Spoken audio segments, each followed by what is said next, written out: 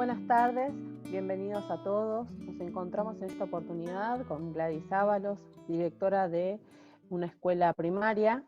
En esta entrevista vamos a conocer más sobre ella, sobre sus experiencias y las reflexiones que tiene para contarnos que ella ha vivido en estos tiempos de pandemia. Hola Gladys, ¿cómo estás? Hola, muy bien. Encantada de esta entrevista, sorprendida, encantada, un poco cansada de algunos trabajos previos por ahí, pero bien. Gracias, Muy bien. nosotros por demás agradecido por darnos esta oportunidad. Sabemos que estás a full, pero muchas gracias por eso. ¿Te parece que empecemos? Cuando quieras, cuando Dale. quieras.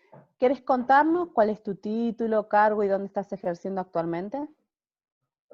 Bueno, yo soy Gladys Ábalos, directora de 2 escuelas primarias de gestión estatal, la Escuela 26 de Granbur y la Escuela 13 de Polvorines. Soy profesora para la enseñanza primaria, con postítulos en alfabetización, y estoy terminando la licenciatura en la enseñanza de la lectura y la escritura para la escuela primaria, en la Universidad Pedagógica.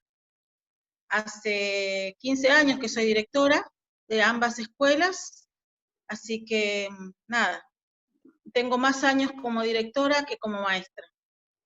Digo, en estos tiempos creo que en realidad los directores seguimos siendo maestros siempre, nada más que enseñamos desde otro lugar. Pero bueno, esa es mi realidad, directora de 2 escuelas del glorioso Malvinas Argentina. Gladys, ¿consideras que uno aprende de sus estudiantes en todo este tiempo que vos tenés para contarnos como experiencia? ¿Qué cosas, por ejemplo? No, sí, es que uno nunca termina de aprender ni de enseñar. Acuérdense que la educación es integral y uno se forma toda la vida. No, yo de los estudiantes estamos aprendiendo siempre. Primero porque es como que nos obligan a reinventarnos, poder vincularnos con ellos desde otros lugares. Siempre estamos, incluso cuando hacemos la evaluación de nuestras prácticas, la opinión del alumno, del estudiante, es sumamente importante para ver qué podemos mejorar para acercar la enseñanza al aprendizaje. Siempre estamos aprendiendo de los estudiantes, siempre, siempre.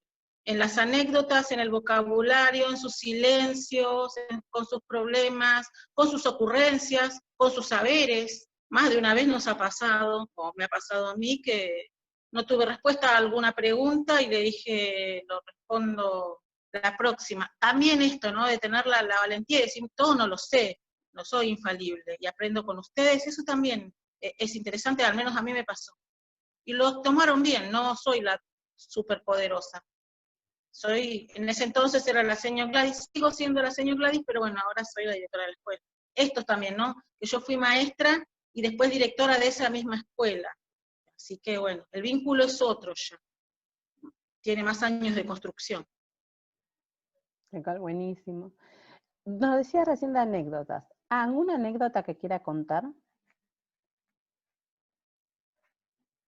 De cuando era maestra, muchas. Una que me marcó, yo por lo general era maestra del primer ciclo, de lo que es primero, segundo y tercero, y bueno, ese vínculo que se crea, en aquel entonces los llevábamos a los nenes a nuestras casas, compartíamos pileta, venían las familias, así se trabajaba en la escuela, se sigue trabajando no tan cuerpo a cuerpo, de ir a las casas, y menos en pandemia, pero por aquel entonces esa era la salida educativa del barrio, la casa de la maestra. Bueno, se creó un vínculo importante. Con el correr de los años, ese grupo, bueno, fue creciendo, se fueron de la escuela, y pasaron más o menos 14 o 15 años de la última vez que vi al alumno, de un alumno en particular, que lo vi en persona, porque se terminó la primaria y se fue, y un día tocan el timbre de mi casa, de hecho sabía dónde vivía, porque había ido cuando era más chiquito conmigo a mi casa, y su mamá y toda la familia, me toca el timbre y me dice, señor,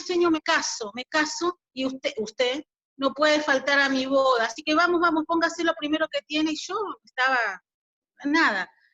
Bueno, fue una experiencia hermosa, que se acuerde, y yo lo acompañara, es más, él me hacía sentir que era mi obligación, que como yo no iba a estar en su casamiento, y que no se iba a casar si yo no iba, porque obvio que yo en el principio me negué, le dije, no, no voy a ir así, que me alegro que tengas familia, que tengas una novia, que te enamoraste, pues no, no, usted tiene que venir, bueno, y allí fuimos.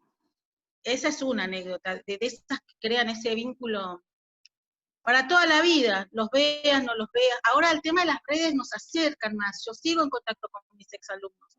Ahora son padres de los alumnos de la escuela, pero en aquel entonces no había, bueno, sí, celulares había, no soy tan antigua, pero el contacto era así, de ir a las casas.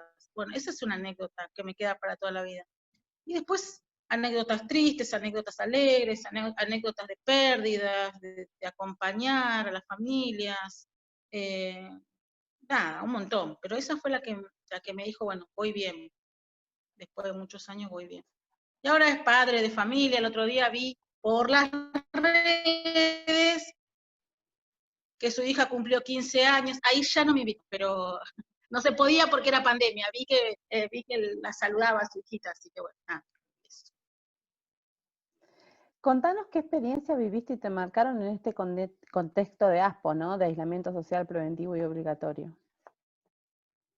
Bueno, este contexto vos recién dijiste que, o se me hizo la idea de que a veces nosotros le hacemos frente a todo, no, esta es una idea que yo tengo que lo tomo a otro lado, esto de que sin miedo vamos a sostener esto de la continuidad pedagógica. No, sí tenemos miedo, hay mucho miedo al contagio, la pandemia no es un invento, existe, pero a pesar de eso, nosotros teníamos una consigna desde que comenzó el ASPO hasta que vimos que se extendía, era conservar el vínculo pedagógico. Habían pasado 15 días de clase, en realidad en las escuelas que yo dirijo, no todos los alumnos se habían presentado a trabajar a la escuela porque los papás no habían cobrado, no tenían dinero para la ropa, para las zapatillas, para los útiles escolares, entonces muchos incluso no llegaron a empezar las clases. Entonces, la primera consigna fue vincularnos, ¿no? Y empezar a trabajar con los teléfonos celulares, con las redes, y todo lo que tiene que ver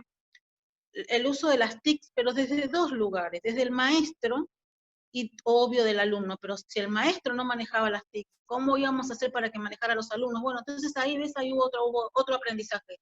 Y es más, muchos maestros aprendieron de sus propios alumnos, el tema de las redes, del tema de la sala de Facebook, que era algo que los maestros no sabían.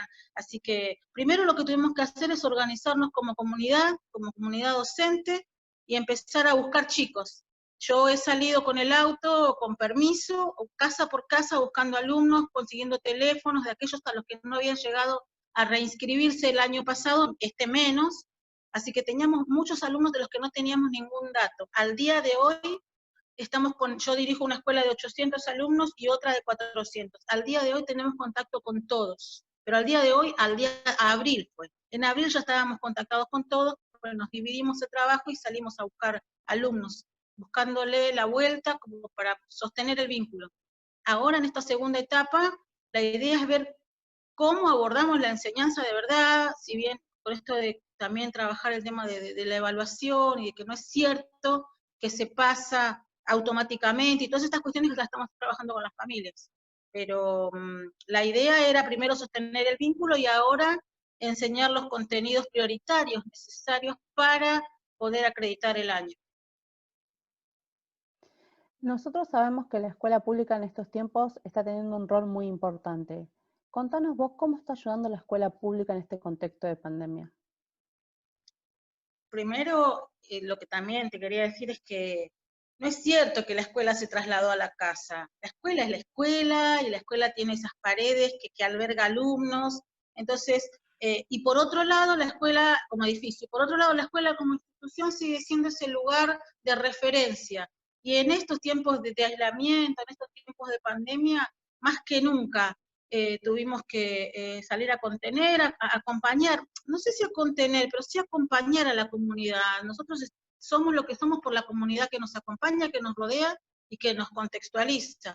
Así que los espacios principales para poder, o los lugares donde, o el espacio en común que teníamos para encontrarnos con las familias, son las veces, los días que se entregan los bolsones de mercadería, que eso es otro tema, determinar a quién darles, vuelvo a repetir. primero era 15 días, un mes, entonces se hizo una lista priorizando algunas familias, pero bueno, esto se extendió porque el virus así lo, no así lo dispuso, pero lo dispuso el presidente, y ahí se nos complicó en el sentido de cómo poder ayudar al resto. La escuela sigue conteniendo y sosteniendo y acompañando a situaciones de violencia que hay, situaciones de violencia intrafamiliar que puede haber, situaciones económicas, situaciones de vulneración de derechos. Seguimos siendo, como siempre, el lugar de referencia. En el barrio es la escuela. Cualquier escuela sigue siendo el único, creo yo, por ahora, lugar de referencia y de acompañamiento con las que cuentan las comunidades educativas.